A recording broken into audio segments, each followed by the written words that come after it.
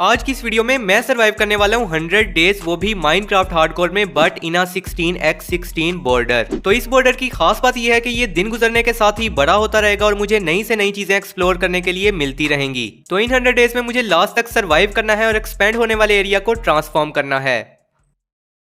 तो डे 1 को मैं स्पॉन हो चुका था एक छोटे से बॉर्डर में जहां पर 2 ट्रीज के अलावा और कुछ भी नहीं था। तो सबसे पहले तो मैंने वुड को तोड़ना शुरू कर दिया और फिर दोनों ट्रीज से वुड जमा करने के बाद मैंने उनके लीव्स को भी तोड़ा ताकि मुझे कुछ सैपलिंग्स मिल जाएं। और इसके बाद मुझे जितनी भी सैपलिंग्स मिली मैंने उन सबको प्लांट कर दिया ताकि मुझे वुड की बिल्कुल भी कमी ना हो। तो इसके बाद मुझे ट्रीज से जितनी भी वुड मिली थी मैंने उस सबके प्लैंक्स बनाए और अपने लिए क्राफ्टिंग टेबल बनाया और कुछ स्टिक्स भी बना ली। और फिर मैंने अपना क्राफ्टिंग टेबल रखा और एक वुडन पिकेक्स बनाई और फिर मैंने थोड़ा सा साइड में जाकर डिग डाउन किया ताकि मैं स्टोन को माइन करके अपने सब टूल्स को स्टोन में अपग्रेड कर सकूं।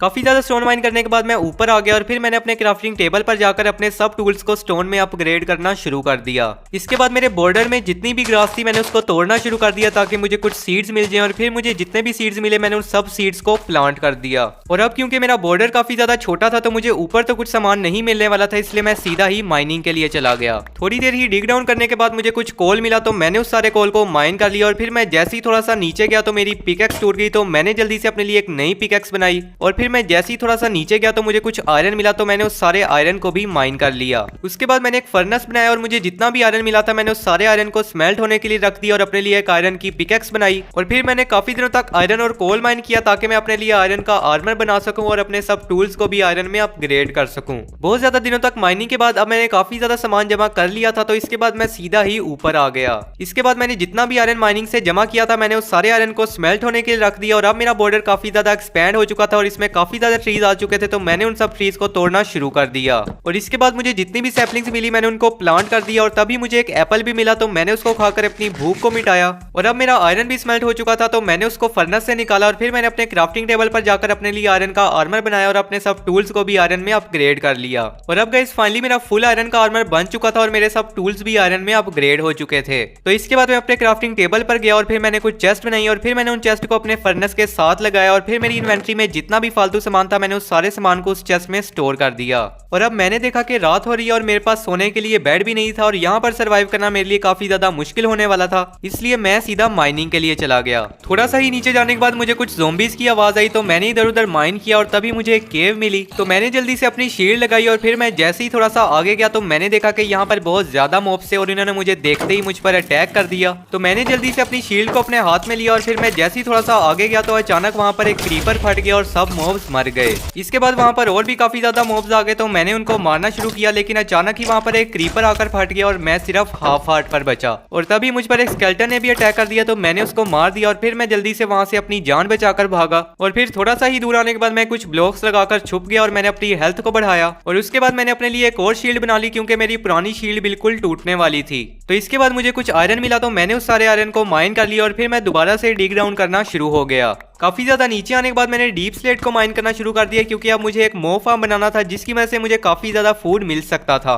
तो बस फिर मैंने काफी दिनों तक डीप स्लेट को माइन किया और अब गाइस काफी ज्यादा दिनों की मेहनत के बाद मैंने बहुत ज्यादा डीप स्लेट जमा कर लिया था तो इसके बाद मैं सीधा ही वापस आ गया। और फिर मैंने देखा कि मेरा बॉर्डर काफी ज्यादा एक्सपैंड हो चुका था और इसमें और भी काफी ज्यादा ट्रीज आ चुके थे। तो सबसे पहले तो मेरे पास जितनी भी बोन थी मैंने उससे बोन मिल बनाया और अपनी वीट को ग्रो किया। और फिर मैंने जितना भी डीप स्लेट माइनिंग से जमा किया था मैंने उस सारे डीप स्लेट को अपनी चेस्ट में स्टोर किया और फिर मैंने काफी देर तक अपने फार्म पर काम किया और उसको एक्सपेंड किया। और फिर मैंने कुछ ब्रेड बनाई और अपनी भूख को मिटाया। और उसके बाद मेरे बॉर्डर में जितने भी ट्रीज थे मैंने उन सब ट्रीज को तोड़कर वुड को जमा किया और अपने एरिया को भी क्लीन किया। और उसके बाद मैंने वो सारा सामान बनाना शुरू कर दिया जिससे मैंने अपने मॉब फार्म को बनाना था। और फिर मैंने जैसे ही वो सारा सामान बना लिया तो मैंने उसको अपनी चेस्ट में स्टोर किया। और तभी मैंने देखा कि रात हो रही है और मेरे पास सोने के लिए बेड भी नहीं था तो मैं कुछ ब्लॉक्स लिख करके नीचे चला गया और मैंने अपनी सारी रात वहीं पर गुजारी। नेक्स्ट डे होते ही मैं ऊपर आ गया और मैंने देखा कि मेरे बॉर्डर में और भी काफी ज्यादा ट्रीज आ चुके थे तो मैंने उन सब ट्रीज को तोड़ा और फिर मैंने अपने सारे सामान को एक साइड में लगाया और मैं लग गया अपने मॉब फार्म को बनाने में।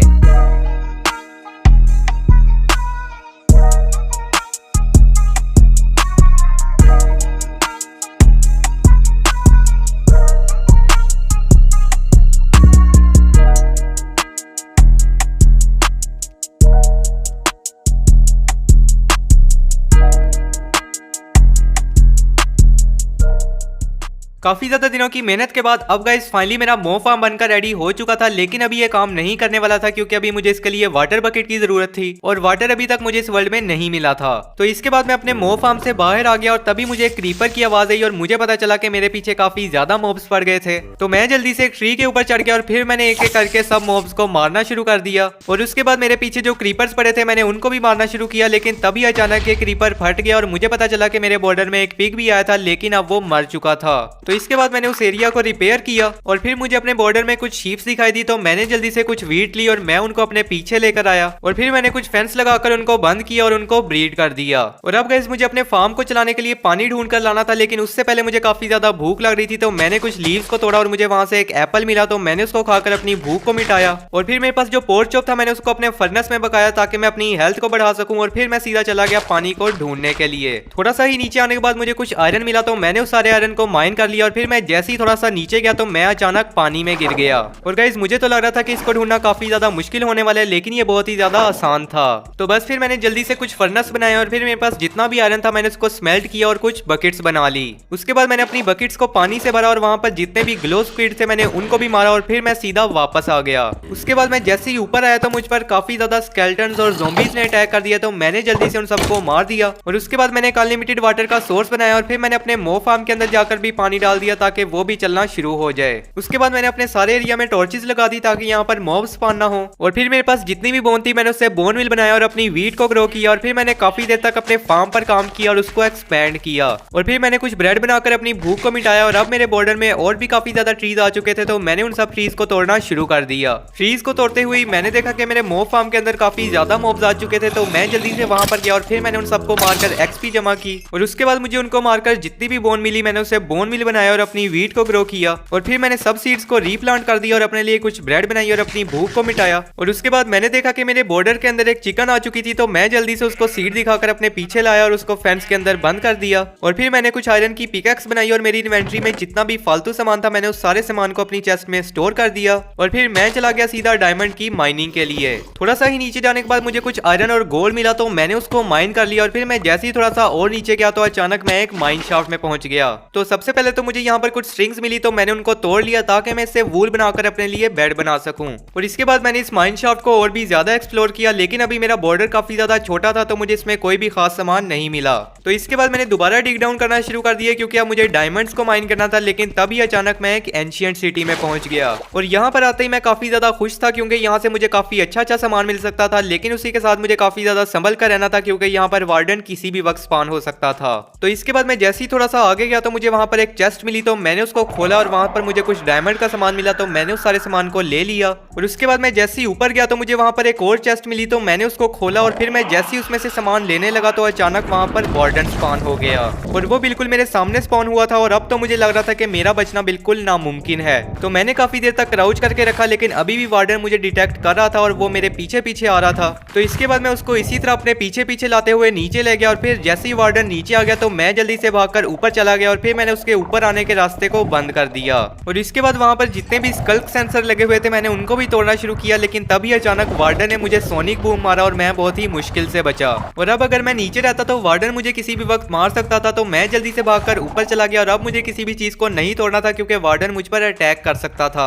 तो इसके बाद मैंने काफी देर तक इंतजार किया लेकिन वार्डन डिस्पॉन नहीं हो रहा था और अब मुझे पता चल चुका था कि जब तक मैं यहाँ हूँ वार्डन यहाँ से कहीं नहीं जाने वाला। तो मैंने जल्दी से अपने एस्केप करने के लिए एक अच्छा सा रास्ता ढूंढा और फिर मैं सीधा वहां से निकल गया। उसके बाद मैं ऊपर की तरफ माइन करना शुरू हो गया और तभी अचानक मुझे कुछ डायमंड्स मिले, तो मैंने उन सबको माइन कर लिया। और अब मेरे ख्याल से वार्डन डिस्पॉन हो चुका था, तो मैं जल्दी से नीचे गया और फिर मैंने अपनी डायमंड की माइनिंग के लिए डिग डाउन किया और फिर मैंने काफी दिनों तक माइनिंग की ताकि मैं अपने लिए डायमंड का आर्मर बना सकूं और अपने सब टूल्स को भी डायमंड में अपग्रेड कर सकूं। बहुत ज्यादा दिनों तक माइनिंग के बाद अब मैंने काफी ज्यादा डायमंड्स जमा कर लिए थे, तो इसके बाद मैं ऊपर आ गया और तभी मैं उसी माइन शाफ्ट में पहुंचा जहां पर मैं पहले भी आया था। और अब मेरे ख्याल से ये माइन शाफ्ट और भी ज्यादा एक्सपेंड हो चुकी थी, तो मैंने इसको एक्सप्लोर किया और तभी मुझे यहाँ पर कुछ और स्ट्रिंग्स मिली, तो मैंने उनको भी जमा किया। और फिर मैं जैसे ही थोड़ा सा आगे गया तो मुझे वहां पर एक लावा पूल दिखाई दिया, तो मैं जल्दी से उसके पास गया और फिर मैंने उस पर पानी डालकर उसको ऑब्सीडियन में कन्वर्ट किया। और उसके बाद मैंने एक डायमंड की पिकैक्स बनाई और उन ऑब्सीडियंस को माइन करना शुरू कर दिया ताकि मैं अपने लिए नेदर पोर्टल भी बना सकूं।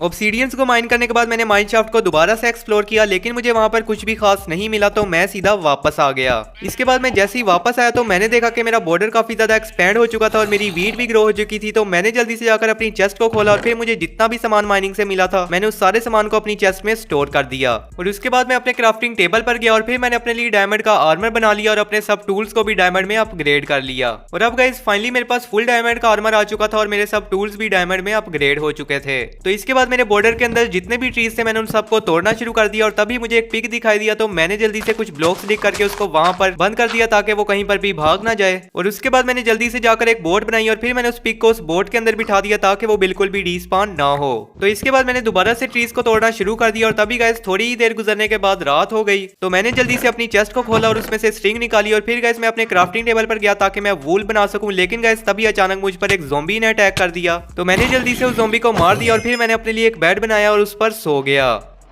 नेक्स्ट डे होते ही मैंने देखा कि मेरे मॉब फार्म के अंदर एक स्केलेटन था जिसने फुल डायमंड का आर्मर पहना हुआ था। तो मैंने उसके अलावा जितने भी वहां पर मॉब्स थे उन सबको मार दिया और उसके बाद मैंने स्केलेटन को वहां से बाहर निकाला और फिर मैंने जल्दी से जाकर एक बोर्ड बनाई और उसको उसके अंदर बिठा दिया ताकि वो कहीं पर भी भाग ना जाए। और फिर मैंने कुछ डर्ट लगाकर उसको वहां पर बंद कर दिया और उसके बाद मैंने अपने फार्म पर काम किया और सारी वीट को जमा किया और सीड्स को भी रीप्लांट किया। और फिर वहां पर एक वांडरिंग ट्रेडर आ गया तो मैंने उसको मार दिया। और इसके बाद मैंने अपने सब एनिमल्स को ब्रीड किया और अपने एरिया को क्लीन करना शुरू कर दिया। और अब गाइस फाइनली मेरा सारा एरिया क्लीन हो चुका था। तो इसके बाद मैं अपने मॉब फार्म पर गया और फिर मैंने वहां पर मॉब्स को मारना शुरू किया। और तभी गाइस मैंने देखा कि वहां पर एक ज़ॉम्बी विलेजर आ चुका था जो मेरे काफी ज्यादा काम आ सकता था। तो मैंने जल्दी से जाकर एक बोट बनाई और फिर मैंने उसको उसके अंदर बिठा दिया और फिर मैंने उसके नीचे से काफी ज्यादा ब्लॉक्स भी किए ताकि वो नीचे जाकर सेफ रह सके। लेकिन गाइस तभी अचानक वो मर गया और मुझे बिल्कुल समझ नहीं आया कि वो कैसे मरा। तो इसके बाद रात हो रही थी तो मैं सीधा अपने बेड पर जाकर सो गया। नेक्स्ट डे होते ही मैंने देखा कि एक स्पाइडर बॉर्डर के ऊपर चढ़ी थी, लेकिन तभी वो अचानक नीचे गिरकर मर गई। और अब गाइस बारी थी अपने लिए एक अच्छी सी बेस बनाने की, लेकिन अभी उसको बनाने के लिए मुझे काफी ज्यादा वुड चाहिए थी जो मेरे पास बिल्कुल भी नहीं थी। तो मैंने अपनी चेस्ट से कुछ सैपलिंग्स निकाली और फिर मैंने अपने मॉब फार्म पर जाकर कुछ बोन ली और उससे बोन मिल बनाया। और फिर मैंने सैपलिंग्स को ग्रो करके वुड को जमा करना शुरू कर दिया और फिर मैंने काफी दिनों तक इसी तरह वुड को जमा किया ताकि मैं जल्द से जल्द अपनी बेस को बना सकूं। बहुत ज्यादा दिनों की मेहनत के बाद अब गाइस फाइनली मैंने काफी ज्यादा वुड जमा कर ली थी। तो इसके बाद मैंने उस वुड से वो सारा सामान बनाना शुरू कर दिया जिससे मैंने अपनी बेस को बनाना था। और फिर मैंने अपने फार्म वाले एरिया को भी क्लीन कर दिया और अपने सब एनिमल्स को भी एक साइड में ले गया क्योंकि गाइस मुझे अपनी बेस को बनाने के लिए काफी बड़े एरिया की जरूरत थी। तो इसके बाद मैंने काफी ज्यादा स्टोन माइन किया और फिर मैं लग गया अपनी बेस को बनाने में।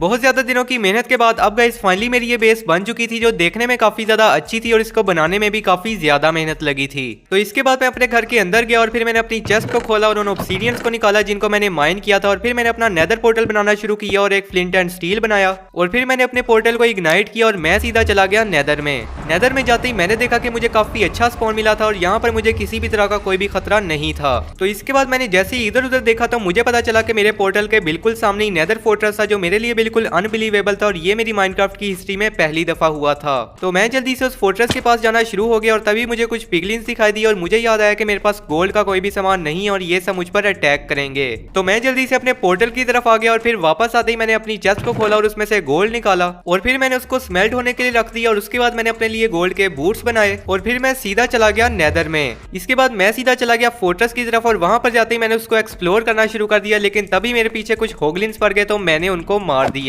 इसके इसके बाद मैं जैसे ही ऊपर गया तो मुझ पर एक और होगलिन ने अटैक कर दिया, तो मैंने उसको भी मारा और फिर मैंने दोबारा से फोर्ट्रेस को एक्सप्लोर करना शुरू किया और तभी मुझे एक ब्लेज का स्पॉनर मिला। तो मैंने उसके चारों तरफ डर्ट लगा दी ताकि कोई और मॉब मुझ पर अटैक ना कर पाए। तो इसके बाद मैंने ब्लेज को मारना शुरू किया, लेकिन तभी अचानक सब ब्लेज ने मिलकर मुझ पर अटैक कर दिया और मैं सिर्फ एक हार्ट पर बचा और अब मुझे पता चल चुका था कि मुझे इनको भी बहुत ही संभल कर मारना पड़ेगा। तो इसके बाद मैंने काफी दिनों तक ब्लेज को मारकर ब्लेज रोड्स जमा की और अब गाइस काफी दिनों तक इनको मारने के बाद मेरे पास 12 ब्लेज रोड्स आ चुकी थी, जो मेरे लिए इस वक्त काफी थी। तो इसके बाद मैं सीधा उस फोर्ट्रेस से बाहर आ गया और अपने पोर्टल की तरफ वापस आ गया। तो इसके बाद मैंने जितनी भी ब्लेज रोड्स नेदर से जमा की थी मैंने उनको अपनी चेस्ट में स्टोर किया और इसके बाद मैं अपने घर से बाहर आया और मैंने अपने एनिमल्स को देखा जो अभी तक जमीन के नीचे रह रहे थे और अब मेरे ख्याल से इनके लिए भी एक बार्न हाउस बनाने का टाइम आ गया था। तो मैंने जल्दी से सब ट्रीज को तोड़कर वुड जमा करना शुरू कर दिया और फिर मैंने काफी ज्यादा डीप स्लेट भी माइन किया और फिर मैं अपनी बेस पर वापस आया और एक चेस्ट बनाई और मैंने जितनी भी वुड और डीप स्लेट जमा किया था मैंने वो उस चेस्ट में रख दिया और उसके बाद मैंने वो सारा सामान बनाया जिससे मैंने अपने एनिमल्स के लिए बार्न हाउस को बनाना था और मैंने अपनी सारी वुड को भी स्ट्रिप कर लिया और फिर मैं लग गया अपने बार्न हाउस को बनाने में।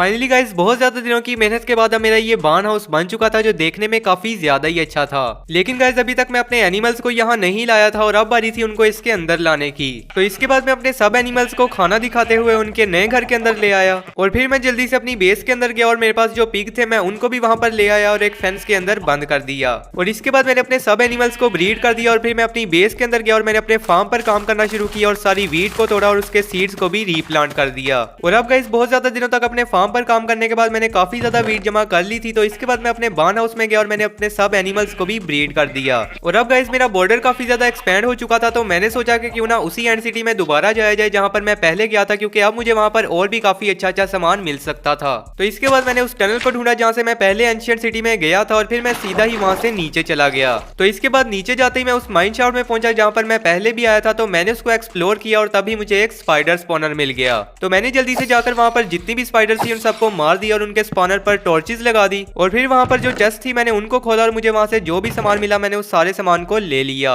और इसके बाद मैं वहां से चला गया और सीधा नीचे गया और एंशिएंट सिटी में पहुंच गया। और अब गाइस मुझे क्राउच बिल्कुल भी नहीं छोड़ना था और बहुत ही ऐसा ऐसा चलकर इस सारी एंशिएंट सिटी को लूटना था। तो बस फिर मैं अपने काम पर लग गया। फाइनली गाइस बहुत ज्यादा दिनों की मेहनत के बाद अब मेरे पास काफी ज्यादा अच्छा सामान आ चुका था। तो इसके बाद मैं सीधा ही ब्लॉक्स लगाकर ऊपर आ गया और इसके बाद मैंने देखा कि रात हो रही है तो मैं जल्दी से अपनी बेस के अंदर जाकर सो गया। और अब गाइस फाइनली मैंने सरवाइव कर लिए थे पूरे 100 डेज, वो भी इस वर्ल्ड बॉर्डर के अंदर। तो अगर आपको ये वीडियो थोड़ी सी भी अच्छी लगी हो तो जल्दी से वीडियो को लाइक कर दें और चैनल पर न्यू है तो सब्सक्राइब कर दें और मैं मिलता हूँ आपसे इसी तरह की एक और अमेजिंग वीडियो में। तब तक के लिए गुड बाय।